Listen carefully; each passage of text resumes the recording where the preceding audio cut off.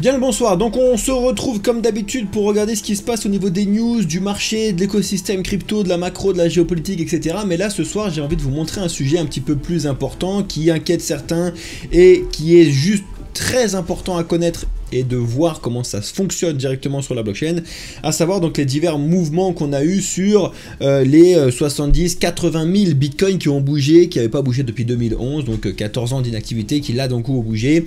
Il y a plusieurs théories un petit peu de partout, des théories plus ou moins vaseuses, donc on va regarder ça en particulier, on regardera après donc toutes les news qui se sont passés depuis, bien évidemment, parce qu'il y a quand même pas mal de points qui se déroulent, Elon Musk, Donald Trump, un petit peu dans tous les coins, autant là, les différentes guerres, ça s'est un peu calmé sur ces derniers jours, du moins en termes de news, beaucoup d'autres choses, donc on va voir tout ça ensemble, bougez pas, merci à tous ceux qui regardent la vidéo, merci à ceux qui prennent le temps de lâcher un petit like, si vous nous découvrez, n'hésitez pas à regarder les différentes vidéos, rejoindre notre Discord, notre X, regarder un petit peu ce qu'on fait sur nos différents LinkedIn avec mon associé Alex, etc., etc., merci à vous. Ça fait plaisir et ça soutient énormément la chaîne. Allez, let's go. Donc, juste comme d'habitude, au moment où je tourne la vidéo, je vous montre à chaque fois à peu près où on en est au cours de Bitcoin, au moment où, du coup, où je tourne et où on est ensemble en live au même temps que je tourne la vidéo. Bref, donc là, on est à peu près aux 108 000 $. On reviendra dessus juste après.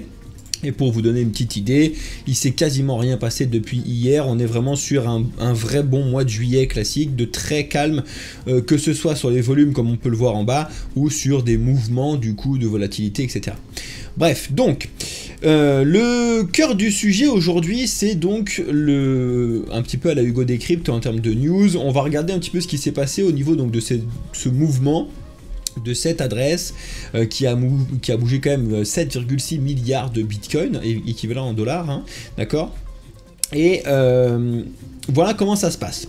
Souvent, on a plusieurs comptes X qui se sont mis en tant que détectives crypto comme les ZachXBT, etc. Beaucoup plus sur la partie des NFT encore que, mais bref. Ou alors des sociétés comme Arkham, et en France on a Bubble. Bubble.io je crois, Bubble, bref je sais plus, mais c'est un peu le même genre de société, c'est très bien, ils fonctionnent très bien, ils font très bien le travail, bref on s'en fout. Donc là, regardez un petit peu ces différentes grosses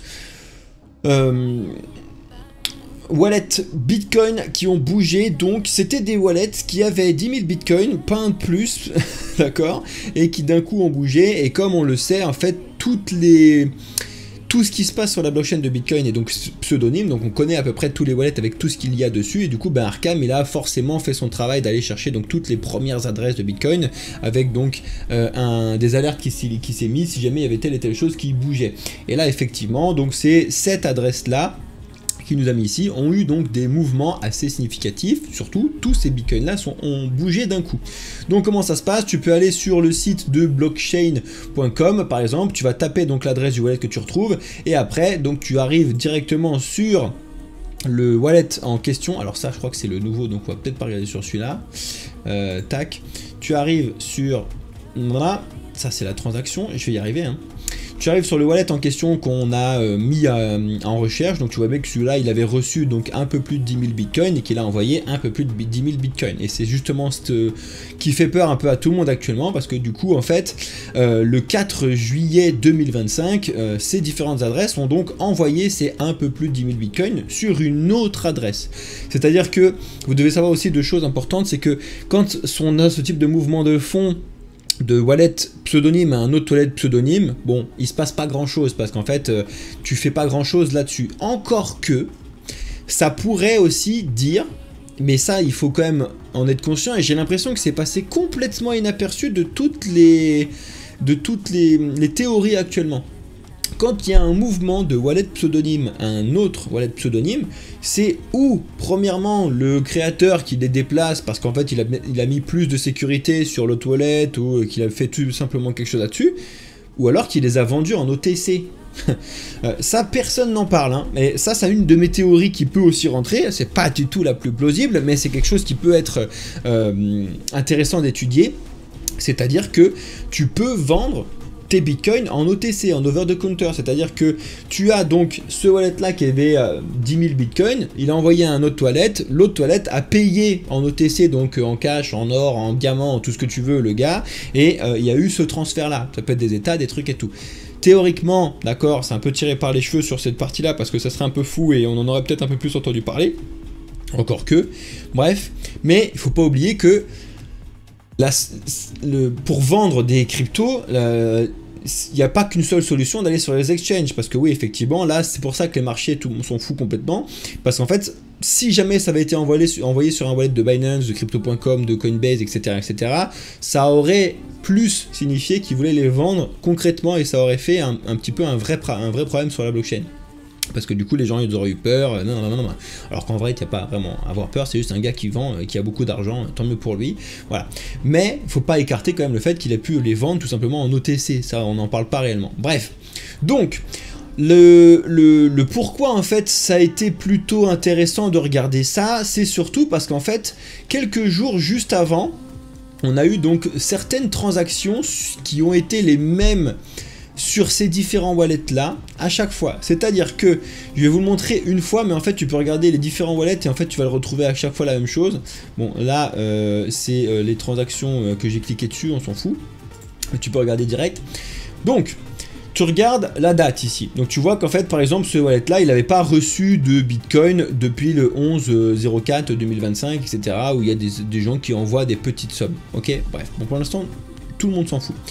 Sauf que le 1er juillet 2025, tu vas regarder donc cet envoi de Bitcoin là qui a été regardé par Arkham, donc tu cliques dessus, tu l'ouvres, et là donc tu vois les frais, les trucs classiques, etc.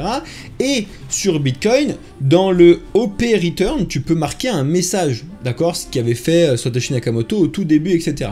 Et là donc bien évidemment sur blockchain.com, tu peux regarder le message qui a été posté à ce moment-là, et là tu le vois. Donc quand tu décodes le message, tu regardes Legal Notice, nous avons pris la possession de ce wallet et de ce qu'il y a dessus, à savoir donc les 10 000 bitcoins. Donc paf, on a ce premier message, ok, le 1er donc juillet 2025, donc voilà. Ensuite, toujours le 1er juillet 2025, tu regardes le deuxième message que tu vois ici, d'accord, donc c'est pareil, tu recliques dessus, et là c'est question. Est-ce qu'il a été abandonné? Prouvez-le en du coup bougeant les bitcoins qui sont dessus, en utilisant votre clé privée avant le 30 septembre 2025. Donc c'est un deuxième message qui a été mis là-dessus. Vous pouvez faire ça, il y en a qui s'amusent à le faire de temps en temps pour faire telle et telle chose. Bref, d'accord. Donc ça c'est le deuxième message qui a été envoyé quelques heures plus tard. Ensuite, donc on continue et on arrive sur le troisième message. Alors là tu arrives sur le troisième message, tac, et là tu arrives. Regardez le site www.salomon.bros.com Owner Notice. Ce site, bien évidemment, n'existe plus maintenant. Ça a été un flash site très rapide qui a été donc disponible que la journée du 3 juillet, potentiellement juste pour montrer ce truc-là à ceux qui ont pu le voir à ce moment-là. Bref. Et en vrai, je sais pas ce qu'il y avait sur ce site parce que j'ai pas vu de photos et de trucs qui sont sortis. Peut-être que ça sortira à un moment, mais pour l'instant j'en ai pas trouvé. En tout cas s'il y en a qui ont trouvé des sources officielles, parce qu'après des sources à la con il y en a plein partout, bref. Donc là tout est la question, parce que juste après, donc ça c'était le 3 juillet à 2 h du matin, et du coup le 4 juillet le gars a donc directement bougé donc ces 10 000 bitcoins et a naturellement prouvé que c'était les siens parce qu'il avait donc sa clé privée, il a fait bouger ces trucs. Là, la question, elle est en vrai en suspens, c'est qu'en fait, en vrai, on ne sait pas réellement ce qui s'est passé. On ne sait pas si c'est eux qui ont du coup pris le contrôle et qui l'ont bougé. Théoriquement non, parce qu'ils laissaient jusqu'au 30 septembre, donc pourquoi il l'aurait fait le lendemain? Le gars, il les a bougés, mais pourquoi il les a bougés? Est-ce qu'il a pris peur? Est-ce qu'il s'est fait hacker son truc? Est-ce que c'est... Voilà, c'est un petit peu les questions qu'on a de partout. Et qu'on va analyser ensemble juste après. Mais encore après, on a 3 autres petites transactions qui ont été faites sur ces wallets là où il n'y a plus rien, hein. Et donc c'est pareil, tu peux l'ouvrir. Et donc ça, tu ouvres celle-ci. Alors je sais pas si c'est celle-ci, alors celle-là on s'en fout. Je sais plus laquelle c'est. Donc des 3 là, je vais vous montrer. Alors, bien évidemment c'est la dernière, sinon c'est pas drôle. Bon, c'est pas sur ce wallet là. Attendez, il faut que je le retrouve, le wallet où il y a ça qui est mis en place. C'est celui-là. Donc c'est celui-là de wallet. Tac, j'ai cliqué sur quelle transaction? Je crois que j'ai cliqué sur celle-là, la dernière. Non, j'ai cliqué sur... Ah, je deviens fou, je vais perdre le truc que je voulais vous montrer. Non, c'est celle-là. Bref, donc, on a eu aussi ce fameux code-là qui a été envoyé et mis dessus. Tu te dis, qu'est-ce que c'est que ce truc? Est-ce que c'est le nouveau 2012 tout le monde va mourir en 2152? En bref, on s'en fout. Non, en fait, il s'avère que c'est les chiffres de la série Lost qui ont été postés je sais plus quand. Bref, on s'en fout. Et on va justement en parler parce que tout le monde émet beaucoup d'hypothèses sur ce genre de truc. Parce que justement, on en parle... c'est sur quelle news qu'ils ont parlé des chiffres de la série Lost là? Attendez. C'est là. Tac, tic, tac, tic, tac, tic, tac. Voilà. Ici on parle donc du fameux chiffre qui a été posté dessus, parce que du coup ce qui est étrange c'est que justement le 5 octobre 2025 qui correspond au 20e anniversaire de la diffusion de l'épisode où les chiffres ont été mis en avant, bref. Et ensuite, une des nouvelles adresses où le gars a envoyé donc ses bitcoins, dedans il y a marqué fuck. En vrai c'est que des trucs drôles comme ça, c'est que des trucs où en vrai, ben, on le voit, le marché de bitcoin on s'en fout. Tout le monde s'en fout. Mais c'est vrai que ça a fait beaucoup de bruit. Déjà parce qu'il y a eu les premiers mouvements au tout début qui ont affolé en crypto, c'était avec 2,1 milliards de dollars qui ont bougé depuis 2011. Bon ok, pourquoi pas. Ensuite donc les mouvements conséquents, 14 ans, transfert 8,6 milliards de dollars, tout le monde va tomber. Arkham qui met tous ces trucs là. Et là, on a eu aujourd'hui donc Cryptos qui a dit potentiellement ce serait une faille de sécurité. Et c'est là où c'est intéressant de l'étudier, surtout pour vous quand vous débutez dans les cryptos, parce que il y en a plein qui se servent de ça pour descendre les cryptos en disant ouais ça sert à rien, regardez, il n'y a pas de sécurité, blablabla. Et que apparemment, en tout cas de ce qui explique ce qui est expliqué là-dessus, c'est qu'en fait ces différents wallets là auraient été générés avec des nombres un peu plus logiques. C'est en fait à vous expliquer un truc technique en vidéo, c'est un bazar. Donc je vais plutôt vous lire le truc qui est pas trop technique mais encore un petit peu. Donc je vais vous lire le truc la plus crédible à ce jour, comme ça vous allez voir. Parce que si je vous l'explique qu'avec des mots trop simples, vous allez dire c'est trop simple, mais si c'est technique c'est trop technique. Alors que eux c'est un peu mi-technique mi-machin. Bref. Donc, dans la cryptographie de Bitcoin, une clé privée, c'est une suite aléatoire de 256 bits, soit une... c'est pour ça que je dis c'est un peu machin. Soit 115 000 milliards de milliards de milliards de milliards de milliards de possibilités différentes pour trouver de la clé privée d'un accès à un wallet, d'accord? Donc, tu te doutes bien que même si tu as le quantique ou tout ce que tu veux, blablabla, retrouver la clé privée d'un truc, c'est pas possible, ok? C'est donc le degré de hasard qui est mis sur ce truc-là. Ok. Si cette entropie, elle est faible, d'accord, c'est ce qui est expliqué là-dessus. Par exemple, en raison d'un mauvais générateur aléatoire, la clé peut devenir prévisible et donc potentiellement calculable par un tiers, exposant ainsi les fonds. Ça, c'est la théorie qui est actuellement qui est le plus plausible, qui est selon moi mais une merde en barre totale. D'accord? Vraiment, pour moi, tout le monde s'en fout. Parce que Comment vous expliquer ça en étant le plus logique possible? Je sais pas comment vous le montrer en termes le plus logique possible, parce que je vais vous montrer un peu d'autres choses techniques et puis vous montrer en fait que concrètement on s'en fout. En tout cas, on a eu aussi d'autres adresses complètement dormantes qui elles n'ont pas bougé, qui ont reçu ces mêmes types de messages, notamment l'adresse blablabla où il y a 400 bitcoins, ou cette adresse là qui a 4000 bitcoins, et du coup en fait on pense plutôt que les différents messages qui ont été envoyés à le 1, le 1 et le 3 sont tout simplement en fait quelqu'un qui s'amuse à envoyer donc très peu de thunes, hein, parce que du coup c'est moins de 1 dollar à chaque fois, donc tu fais ça 3 fois et tu fais ça 100 fois, à côté ça va te coûter 200 balles, tout ça pour faire parler de ton truc, parce qu'après en fait comme lui il a un wallet, tu peux regarder son wallet, regarder ce qui se passe, et puis faire un espèce de coup de com dessus, bref. Parce que je m'explique. Pour l'instant, en fait, il l'a envoyé à plein de wallets qui détenaient 10 000 bitcoins, parce qu'en fait, tout le monde peut le faire. Ce qu'il a fait là, ou ce que cette personne a fait, ou je sais pas quoi, tout le monde peut le faire. D'accord? On peut, là, demain, tu peux faire exactement la même chose, pour faire peur ou pas, dire voilà, bonjour, tu peux même le faire en français, ça serait très drôle, on a pris contrôle de ton truc, est-ce que tu es encore vivant? Si oui, bouge tes fonds, point. D'accord? Le truc le plus logique qui a été, à mon avis, complètement oublié de partout, c'est juste que le gars là, qui existe encore, qui est un OG du début, qui a beaucoup de Bitcoin, qui n'est pas Satoshi Nakamoto, qui a juste pas envie de vendre parce que c'est pas dans les valeurs de l'écosystème crypto de juste vendre et de se faire de l'argent en euros. Il faut aussi se rappeler d'un truc, c'est que les vrais nouveaux, enfin les vrais investisseurs de Bitcoin du début sont des gens qui ne croient plus au dollar, qui croient plus à l'euro, qui croient plus à tout ça. Donc même s'ils ont beaucoup virtuellement d'argent en euros et en dollars, ces mecs-là ne vendent pas leur Bitcoin en euros et en dollars parce qu'ils ne veulent pas rentrer dans le système de ce truc. Ça aussi, il faut se le mettre un petit peu en tête. Ça sera les premiers potentiellement à échanger, à vivre avec des Bitcoins, des trucs comme ça, comme certains le font, mais pas les échanger en dollars. Bref, donc ça peut tout simplement en fait faire un gars, mais mettez-vous à sa place. Tu reçois dans ton truc là, que tu regardes plus ou moins de temps en temps et t'as mis des alertes un petit peu dessus, tu reçois ces messages là, d'accord?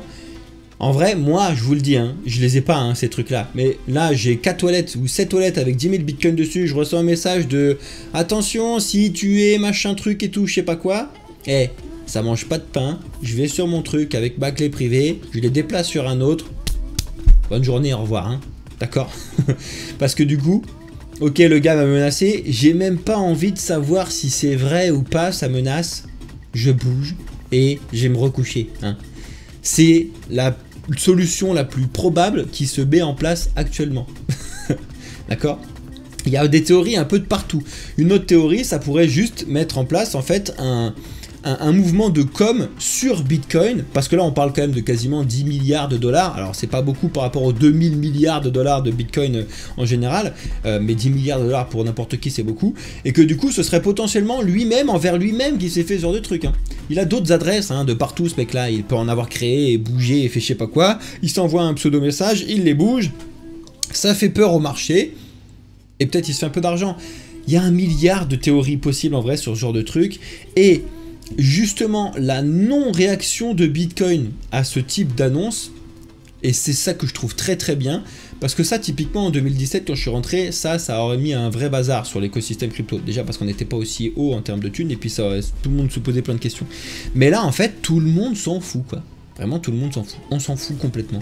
Le Bitcoin il a pas bougé une oreille en termes de valeur, on s'en fout, donc que des gens disent ça y est, Satoshi est vivant, il a fait bouger ses trucs, c'est les siens, c'est pas les siens. Bon, déjà, sachez une chose importante, c'est que pour l'instant, ces wallets-là, ils n'avaient jamais été tagués à Satoshi Nakamoto pour la simple et bonne raison, en fait, que Satoshi Nakamoto, il est parti avant cette date. Donc, en fait, peut-être que c'est lui, mais on s'en fout. Parce que de toute façon, ces wallets-là n'ont pas été tagués dessus. Ensuite, sur la question qui a fait peur à très peu de gens, à savoir donc que ça pouvait être un hack qui avait été mis en place parce qu'ils auraient récupéré la clé privée ou je sais pas quoi, ça me semble énormément tiré par les cheveux. Mais alors vraiment tiré par les cheveux grave quoi. Parce que c'est pareil, je vais faire un autre discours différent. Vous êtes donc, vous, d'accord, le fameux hacker, ou alors vous avez récupéré la clé privée de 7 wallets de 10 000 bitcoins. Vous faites quoi là? En vrai, je vous pose la question parce que c'est vraiment important, et à chaque fois vous devriez plutôt réfléchir comme ça plutôt que d'essayer de trouver des trucs farfelus, je sais pas quoi là. Donc, d'un coup, vous avez trouvé la clé privée d'un wallet de 10 000 bitcoins, tu fais quoi là? Tu les bouges, tu les vends, tu te les envoies sur un wallet à toi qui est sécurisé parce que là tu sais que vous êtes deux dessus, ou t'envoies un message à la mort moelle-neu en mettant attention, j'ai trouvé ton truc, si tu les bouges pas d'ici le 30 septembre, je récupère. Mais qui fait ça? En vrai, qui fait ça? Je vous pose la question. Alors là, gouvernement, personne seule, femme, homme, tout ce que vous voulez, qui trouve un wallet avec la clé privée, avec un hacking systématisé incroyable venu du futur de je sais pas quoi, se dit tiens, j'ai accès à ça, je vais d'abord le prévenir avant de les prendre. Qui fait ça? En vrai, qui fait ça? D'accord? Parce qu'on parle de ça, hein. En fait la faille, c'est pas qu'il y a une faille en fait sur Bitcoin. Les gens ils disent ouais c'est bon il y a une faille sur Bitcoin, tout Bitcoin est mort. Si c'était réellement le cas, Bitcoin serait mort en valeur. C'est pas ça du tout. La faille, comme vous avez entendu, c'est qu'en fait, ce gars-là aurait trouvé donc ces clés privées de ces différents wallets-là parce que l'entropie sur ces wallets-là de création, elle avait été mal foutue, blablabla.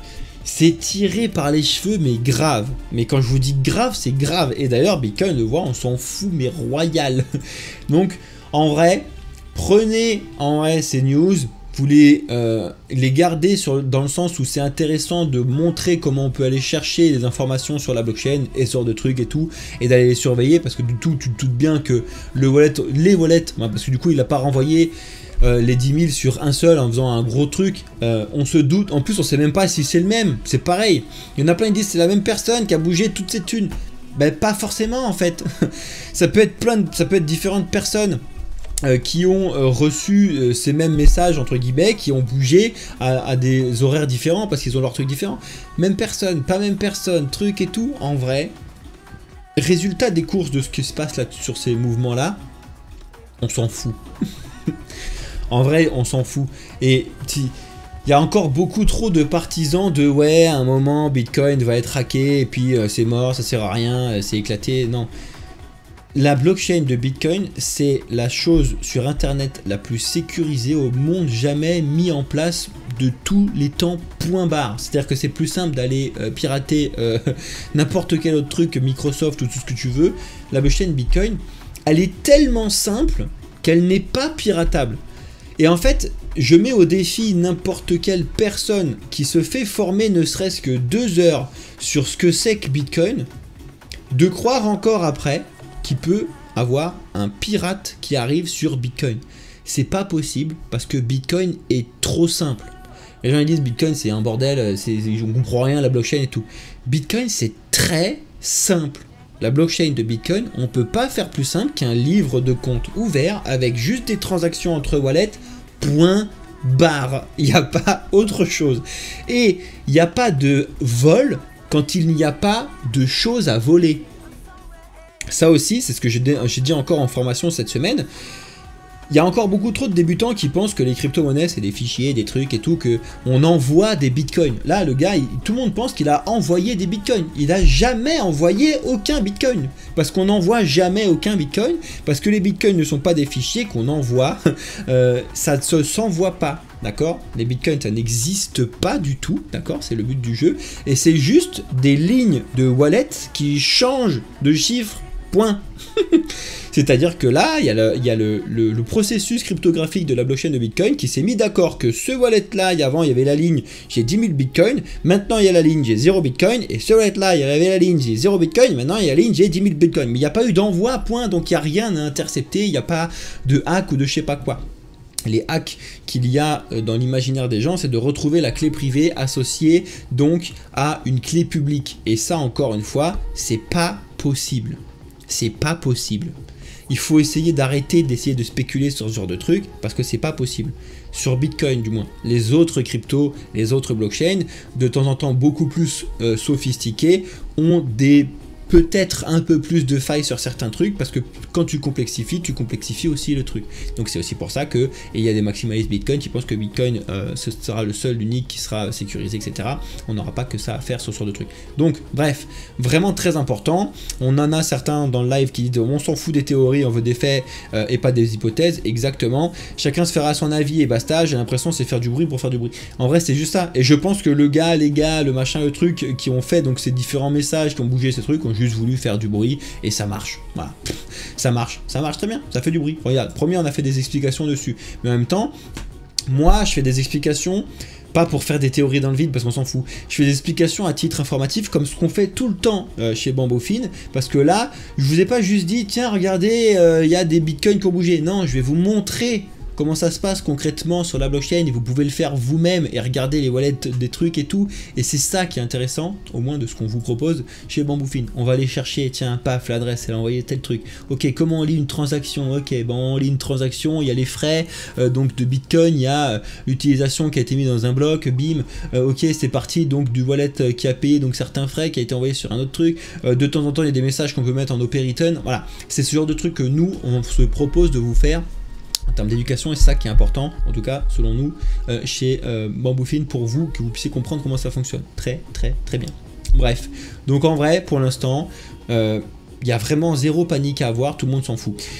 Le seul truc important à surveiller, mais en fait, c'est juste que le seul truc à tirer de leçon de ces points-là, c'est que ces différents wallets-là, et donc ces 80 000 bitcoins, ont bien évidemment quelqu'un qui sait les faire bouger. C'est le seul truc qu'on doit retenir. C'est-à-dire que on sait que ces 80 000 bitcoins ne sont pas morts. Comparé aux plus d'1 million de bitcoins détenus par Satoshi Nakamoto, eux, on sait qu'ils sont morts, parce qu'ils bougeront plus jamais. Ceux-là, comme ils ont bougé une fois, en fait on sait qu'ils pourront rebouger, et du coup on sait que potentiellement ils pourront traverser sur certains exchanges, etc. et donc être vendus. Point. Et du coup le seul truc que tu dois retenir à ça, si tu es investisseur court terme, effectivement si ce mec là balance 80 000 bitcoins sur Binance et clique sur vendre, forcément que ça fout la merde. Pourquoi ça fout la merde? Ça fout pas la merde parce que d'un coup le gars il a plus confiance en bitcoin, ça c'est même pas le sujet, ça fout juste la merde que d'un coup tu as une ligne de quelqu'un qui veut vendre 8 milliards, enfin 9 milliards de dollars.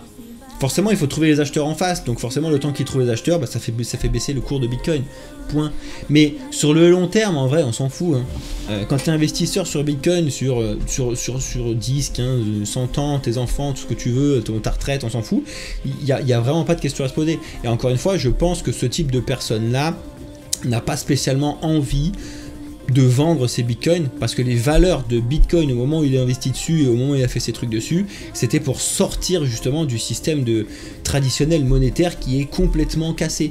Et eux, ce qu'ils veulent, c'est plutôt faire des transactions directement en bitcoin. Et c'est peut-être ce qu'il a fait d'ailleurs, et on n'en sait rien. On n'en sait rien. Ça se trouve, ce mec-là, il a trouvé, je te dis une connerie, mais un bout des États ou une île à je sais pas qui, d'accord? Ils se sont mis d'accord, tiens, paf, tu m'envoies 10 000 bitcoins pour cette île, 10 000 bitcoins pour cette île, et moi je te donne la propriété de l'île pour que dalle, et point. Et c'est ça en fait la beauté de Bitcoin, c'est que c'est pseudonyme et que ça a une réelle valeur monétaire dans le monde entier. C'est ça que vous devez retenir, en tout cas c'est ça que moi je retiens, et parce que je trouve ça vraiment très très beau de s'étudier un peu des trucs plus ou moins sérieux. Bref, donc la faille de sécurité sur les fameuses transactions, blablabla, on a discuté de tout ça, et justement, une fois n'est pas coutume, du coup, on a eu d'autres news qui sont arrivées sur quelques jours après. On a deux portefeuilles vieux sur Ethereum, parce que oui, Ethereum n'a pas été créé en 2008, alors du coup, 2015 c'est très vieux pour Ether. C'est des portefeuilles qui ont 90 000% de hausse, hein, qui se sont eux aussi réveillés. Bon, voilà, on s'amuse à ressortir un petit peu des trucs comme ça quand il y en a, et qu'en fait... il n'y a pas de news actuellement importante. On est sur un marché de mois de juillet où tout le monde est en vacances sauf nous. Et du coup, certaines portefeuilles se bougent. Voilà. Rien de plus, rien de moins. D'ailleurs, si vous voulez vous amuser à regarder un petit peu ce genre de choses, vous pouvez aller regarder, comme je vous l'ai dit tout à l'heure, sur les sites comme Bubble en France, comme Arkham aux États-Unis, ou comme les sites comme Whale Alert, donc qui eux aussi sont connectés sur les différents endroits où il y a beaucoup d'Ether, etc. Et que là, par exemple, donc tu peux aller sur ce transfert qui a eu lieu. Je sais même pas pourquoi on regarde celui-là. Ah si, parce que ça a transféré 2 millions de dollars équivalents en Ether. Voilà. Tu peux t'amuser à regarder ça, et en vrai, c'est important de savoir le faire et de comprendre comment fonctionne la blockchain en termes donc de pseudonymité. Voilà, on a fait une grosse demi-heure sur ce sujet, je pense que c'est bien, et si vous avez des questions, tous ceux qui sont dans le chat là, posez-moi vos questions à propos de toutes ces théories, ces trucs et tout, on va en parler ensemble, et on en parlera encore tout à l'heure, mais là c'est important de faire un point dessus, je pense que c'est vraiment très très bien. On a ensuite, comme d'habitude, certaines personnalités qui continuent de parler et de faire leurs hypothèses sur ce qui se passe, notamment Arthur Hayes, qui explique et prédit qu'on devrait avoir un retour aux alentours des 90 000 $. Alors vraiment, le vrai truc propre, tradingment parlant, c'est 91 000 $, comme vous l'explique mon associé et puis moi-même, avant de pouvoir faire un rallye x10. Ça me fume. Ça me fume parce qu'il y a encore des gens qui pensent que c'est possible que cette année, on aille chercher les 1 million de $ sur Bitcoin. Donc il faut quand même calmer un peu tout le monde. C'est pas cette année qu'on va avoir 1 million de $ sur Bitcoin. C'est pas possible. En termes de valeur, c'est pas possible. Ou alors, ça voudrait vraiment dire que la Fed a pété un câble sur ses taux. D'un coup, il se passe plus rien. Et voilà, ça voudrait dire que le dollar tombe complètement. C'est la seule façon que ça puisse monter à 1 million de $. Sinon, non. D'accord? Qu'on aille à la fin de l'année aux alentours des 200 000. Donc faire un joli x2, x2,5 si on retombe à 90, machin. Oui, ça c'est quelque chose qui est un peu plus plausible. Pourquoi pas? Mais x10, on va arrêter les conneries. En tout cas, de savoir si on va retomber ou remonter avant À la rigueur, ça concerne directement les traders, et donc ceux qui sont vraiment plus sur la partie avec mon associé, parce que là du coup en fait vous êtes plus au jour le jour sur vos investissements et tout, pourquoi pas. Sur les autres, quand vous faites du DCA et tout, faites votre vie sans changer grand chose. Ça arrive de plus en plus. Alors ça c'est une grande news aux États-Unis, au Japon. C'est donc la société Remix Point qui va verser donc la rémunération donc de ses dirigeants et surtout en particulier de son PDG entièrement en Bitcoin. Et ça c'est très bien. Alors on ne peut pas le faire en France, et d'ailleurs je ne sais pas comment c'est légalement possible de faire ça au Japon, mais en France on peut pas le faire tout simplement parce qu'en fait comme c'est pas accepté en tant que moyen de paiement, tu ne peux pas en fait faire ça, parce que du coup ça voudrait dire que du coup la société devrait payer ses impôts en Bitcoin, sauf que ben, le fisc français n'accepte pas Bitcoin en tant qu'impôt. Donc je pense que ça encore une fois c'est un subterfuge un peu mal mis en place par les presses, mais que c'est juste voilà la société qui déclare tant en yens, qui les convertit en Bitcoin et qui les envoie sur le net du truc. Mais les taxes et les choses etc ont été payées en yens, c'est logique, on peut pas faire autrement, à moins que tu sois au Salvador où là tu peux le faire parce que du coup eux ils acceptent le Bitcoin en tant que paiement légal de l'impôt. Donc ça c'est important. J'arrive justement en Russell sur la vie sur le marché, on va discuter juste après. Réserve stratégique, le fisc américain se fait taper sur les doigts pour sa gestion de Bitcoin. Effectivement, la gestion du Bitcoin, elle n'est pas ouf sur ce qui se passe actuellement, notamment l'IRS aurait mal saisi et mal géré le Bitcoin entre 2023 et 2025, en tout cas de tout ce qui se passe sur leur propre wallet, avec des mêmes potentiels. On avait discuté il y a plusieurs mois, comme quoi ils auraient perdu des clés privées de leur propre, enfin des propres comptes de réserve et tout. En vrai, quand je vous dis que on a donné le pouvoir à des gens qui arrivent sur une technologie qu'ils ne maîtrisent pas, c'est pas une blague. On peut le savoir déjà, ça fait, il n'y a pas eu d'audit, et d'ailleurs c'est un sujet qui est complètement passé à la trappe, je sais pas si c'est en train d'être fait ou pas, mais on en avait parlé il y a quelques mois, de faire un audit de la réserve fédérale donc des États-Unis, à savoir combien ils ont d'or, parce qu'il n'y a pas eu d'audit depuis 1900, je sais plus quoi, et du coup en fait ils savent même pas concrètement combien ils ont d'or, de tonnes d'or, vraiment concrètement dans leur coffre. Ça encore une fois, avec Bitcoin c'est facile, hein parce que en claquant des doigts tout le monde le sait. Donc effectivement voilà, encore faut-il ne pas perdre les clés privées pour pouvoir les bouger.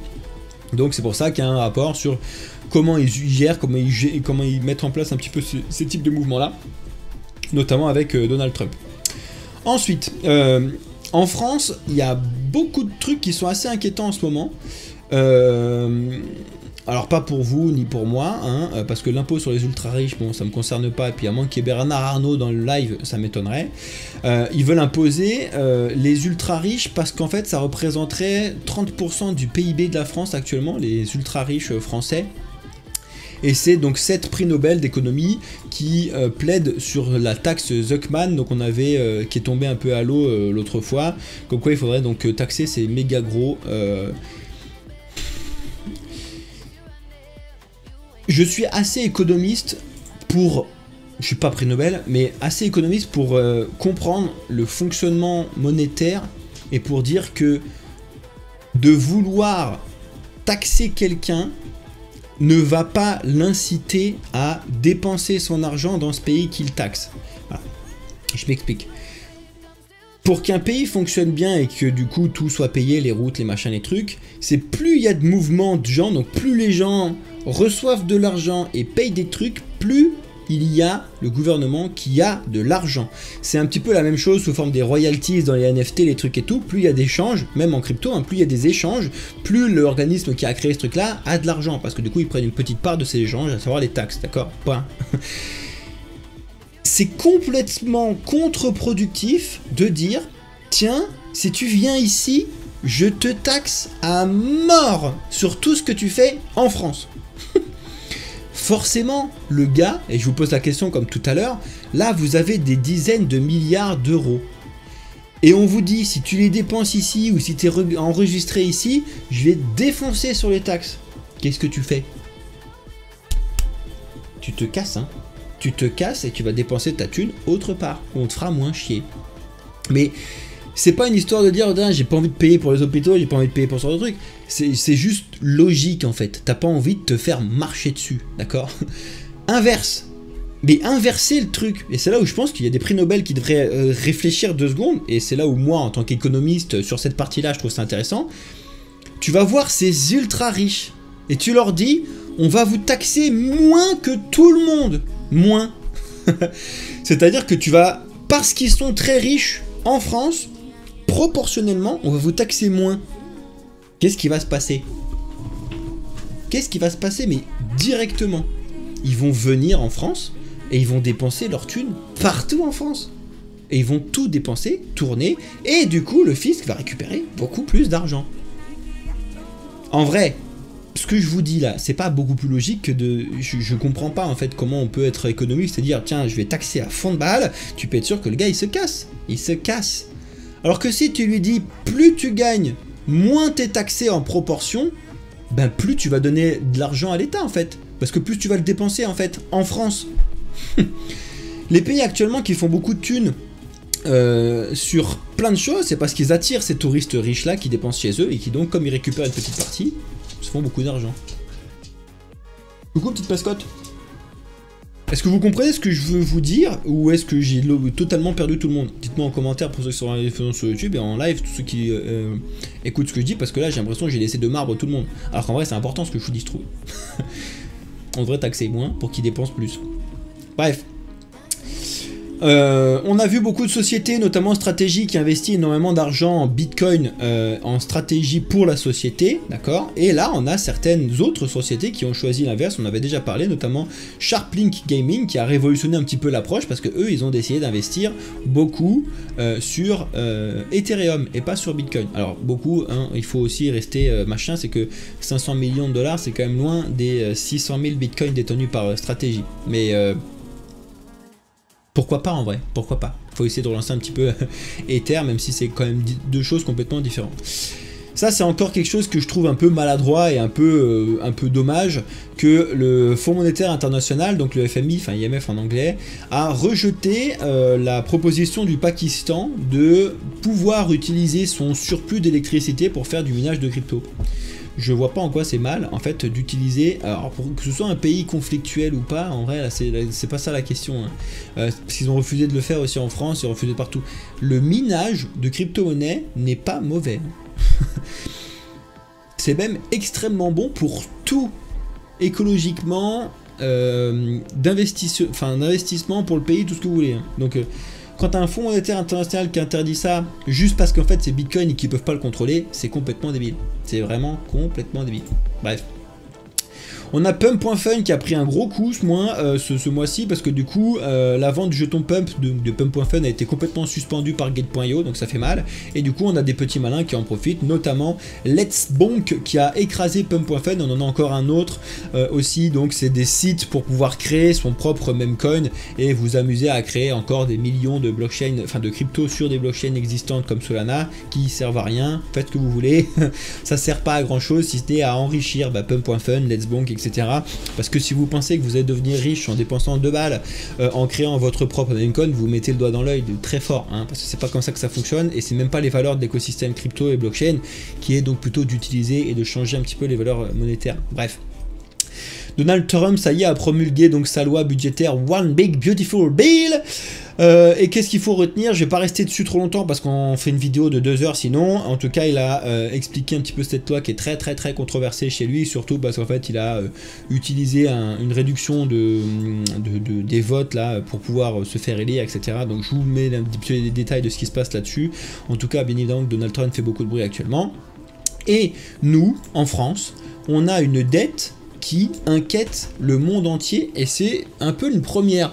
D'habitude c'est la Chine, le Japon, les États-Unis et des fois on a eu certaines fois un peu l'Angleterre, notamment en 2008, qui avait inquiété les marchés pour leur gestion monétaire. Là la France c'est catastrophe, hein. Catastrophe. Notre dette elle est mais catastrophique et elle va s'empirer avec les décisions qui ont été mises derrière parce que les mecs ils vont continuer à grappiller plein de thunes en France et à aller le dépenser autre part, donc ça fera toujours moins de thunes en France et c'est la merde, c'est vraiment la merde et la dette va continuer de... Il faut un peu grandir et faire des choses un peu plus intéressantes que ce qui se passe là. Là c'est catastrophe de chez catastrophe de chez catastrophe. Mais bon, qu'est-ce que tu veux que je te dise? C'est comme ça. Ensuite, vous pouvez vous amuser à regarder un petit peu ce qui se passe donc sur l'entreprise de stratégie, notamment en regardant l'historique donc de ces différents achats de Bitcoin depuis en août 2020, là, donc le nombre d'achats qu'ils ont fait. Et en fait, pourquoi je vous en parle maintenant? Parce qu'en fait, on a justement pas eu d'achat depuis le 30 juin 2025. Ça fait à peine 8-9 jours et tout le monde s'affole en disant ça y est, il achète plus de Saylor n'achète plus de crypto, blablabla, etc. Déjà, il en achète quand même encore fort. J'ai vu quand même des news avec marqué ça y est, Saylor a réduit complètement son taux d'achat crypto Bitcoin. Ok, il y a 3 semaines, il en a acheté pour 1 milliard, il en a acheté pour 500 millions il y a une semaine. Je sais pas un peu comment est votre gestion à vous de pas en acheter beaucoup, mais pour moi c'est quand même beaucoup. Bref, en attendant, il a mis un message sur un post en expliquant certaines semaines, il suffit juste donc de hodl, donc de garder ses cryptos. Et là, tout le monde se pose la question, est-ce qu'il a plus d'argent pour le faire? Premièrement. Est-ce qu'en fait, il se dit que ça pourrait baisser et du coup, il n'en achète pas maintenant? Bah, réponse juste après, parce qu'en fait, il a annoncé très peu après, c'était hier, lever encore de 4,2 milliards de dollars pour en acheter encore plus. C'est un truc de ouf. Il l'a dit, donc il a fait une levée d'actions préférentielles de perpétuelles, donc des STRD pour ceux qui veulent rentrer dedans, à 10%. Vous n'êtes pas dans les chiffres comme moi, mais c'est vous vous rendez pas compte de la somme colossale de dette qu'il est en train de se foutre. Ok, il a beaucoup d'argent parce que il en a acheté pour l'instant en moyenne à 71 000 $, donc on est à 108 000, donc il est large gagnant. Mais là, sur les derniers trimestres, il est pas gagnant. Mais bon, bref. Il va vraiment falloir rembourser à un moment ou un autre, donc lui il va devoir vendre à un moment ou un autre. Alors on parle peut-être pas de vente cette année, en tout cas c'est pas ce que je pense, que ce soit en 2026, mais plutôt comment les gens pensent que ce soit en 2027, on verra bien. En tout cas voilà, un petit peu ce qui se passe au niveau donc de stratégie. On a la ville de Détroit qui s'attaque à Realty, donc vous connaissez un petit peu cette société donc qui a permis de tokeniser pendant les années 2022, 2023 et encore maintenant des logements pour pouvoir mettre des gens dedans, et apparemment ces logements seraient incontestablement nocifs pour la santé. Alors en vrai il faut aller creuser un petit peu plus loin pour savoir ce que c'est, etc. Pourquoi, comment, machin, etc. Et tu peux aller sur le site de Realty et avec tous les documents qui ont été mis en place, parce que oui, nous en France on est extrêmement en retard, on n'a pas le droit de le faire, on peut pas tokeniser et vendre des cryptos, enfin des logements en crypto aussi facilement que ce qu'on fait aux États-Unis. Bref, en tout cas, c'est fait là-dessus. Et il y en a qui expliquent que du coup, vraiment, et en vrai, c'est un peu logique ce qui est expliqué là-dessus, c'est que Realty, je vous explique un truc. Tant pis, on fait une grosse vidéo aujourd'hui, j'en ai rien à faire, c'est pas grave, tant mieux à ceux qui regarderont en entier, ils auront beaucoup d'informations sur cette vidéo et ce sera hyper éducatif pour eux. Et de toute façon, je vous l'ai dit, on est plus en mode, on est là pour ceux qui nous suivent et qui veulent vraiment avoir des vraies bonnes informations, donc prenez le temps pour le faire. Bref. Imaginez que vous êtes une société donc qui se lance et qui se dit tiens, moi mon business ça va pas être donc de acheter et vendre mon truc, ça va être donc d'acheter, de tokeniser cryptographiquement toutes les parties de ma maison, de mettre des locataires dedans, donc gérer la gestion avec le locataire et d'envoyer la petite partie donc des locataires à tous ceux qui ont acheté mes parties. Point. Ça c'est ton business. Forcément, pour pouvoir arriver sur ce marché là qui est très tendu, l'immobilier, au début tu vas aller acheter des maisons qui sont pas chères, ou qui sont en dessous du marché, ou qui sont. Qu'est-ce qui se passe quand tu achètes des maisons qui sont en dessous du marché? Bon, si elles sont en dessous du marché, c'est qu'il y a une raison.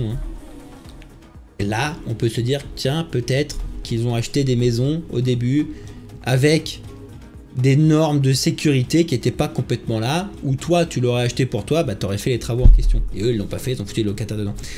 C'est plutôt ça la question de se dire, est-ce que c'est comment gérer le truc?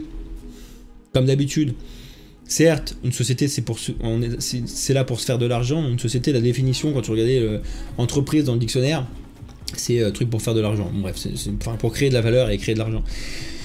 Oui, mais il faut bien le faire. En tout cas, nous, on s'estime de bien le faire chez Bamboufine.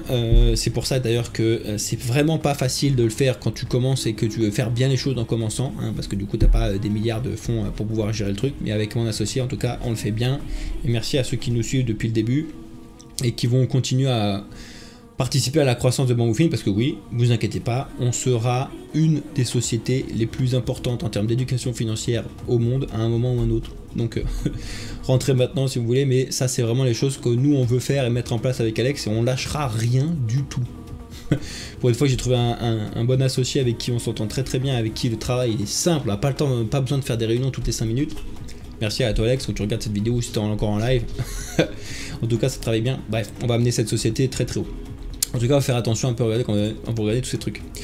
Crypto. Vitalik Buterin propose un plafond de gaz par transaction pour sécuriser Ethereum. Effectivement, il y a quand même encore beaucoup de choses qui se passent au niveau de la sécurité sur Ethereum, ce genre de choses, par rapport à toutes les sous-couches en fait de construction qu'il y a eu sur Ether depuis toutes ces années-là. Et du coup, bah, il propose de plafonner pour pas qu'il y en ait encore comme 2021 des frais de gaz qui pètent des câbles. Quand tu veux juste bouger 10 €, tu payes 100 balles, ça n'existe pas. Tu vois. Donc il essaie de mettre en place sur deux trucs. Est-ce que ça contredit un petit peu les événements que tu as donc en développant des layers 2, Optimism, Arbitrum, etc. Peut-être un peu quand même aussi. ETF crypto, donc on n'a jamais eu autant d'argent avec 190 milliards de dollars sous gestion donc sur les ETF. Hein. Effectivement, il y a quand même beaucoup d'argent. Ils ont dépassé les 600 000 bitcoins détenus chez BlackRock, encore une fois. Je le répète, hein, si vous voulez détenir des cryptos et des bitcoins, détenez-vous vous-même, hein. Puis déplacez-les-vous. Ouais, voilà. Et les services secrets américains s'attaquent enfin, j'ai envie de dire, aux arnaques crypto. J'espère qu'ils vont bien le faire. Mais oui, il faut le faire. Il faut aller s'attaquer aux arnaques crypto plutôt que de s'attaquer à tout l'écosystème crypto en disant que c'était de la merde. Il faut aller chercher les arnaques. Ça, c'est très très bien. Let's go. Qu'on continue comme ça. Bref, donc cette vidéo fait 65 ans, mais c'est pas grave, on va regarder un petit peu ce qui se passe au niveau du marché pour vous faire un rapide bilan. Je vous ai mis en off donc cette fameuse barre, je n'ai plus mon mot là, enfin bref, ce fameux prix court terme qu'on a sur Bitcoin qui a été donc validé l'autre fois, à savoir les 110 000, que je vous en avais déjà parlé, mais là c'est validé, c'est court terme, qu'on oscille pour l'instant donc dans cette partie-là.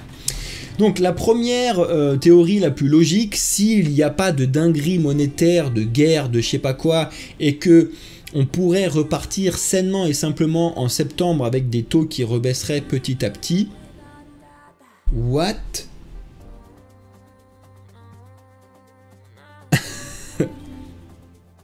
Attendez.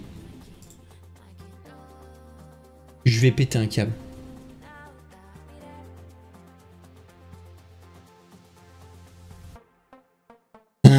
Ça m'énerve ça. Attendez, bougez pas. Normalement vous êtes toujours en live. Le live il est bon ou pas? Bon, c'est l'enregistrement en fait, il est trop long et du coup mon Streamlabs il m'a dit d'aller bien me faire mettre.